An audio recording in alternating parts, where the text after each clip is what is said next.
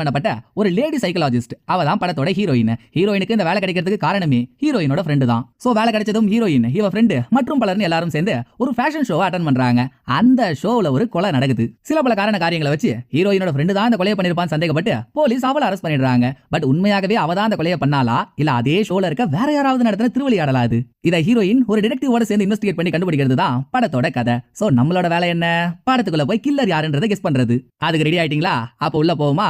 வாங்க படத்துக்குள்ள போய் கில்லரை தட்டி தூக்கிடுவோம். படத்தை ஓபன் பண்ணா ஒரு பெரிய வேர் ஹவுஸ். அதோட ஜன்னல் கண்ணாடி உடைச்சிட்டு உள்ள இருந்து வெளியே ஒரு பொண்ணு தொப்பகடின்னு குதிக்கிறா. அவ தான் படத்தோட ஹீரோயின். ஹீரோயினோட இந்த பரபரப்புக்கு காரணம் யாரோ கையில துப்பாக்கியோட ஹீரோயினை துரத்திக்கிட்டு இருக்காங்க. துரத்துறவங்களோட முகத்தை நமக்கு காட்டல. பிளாக் சூட், தலையில தொப்பி.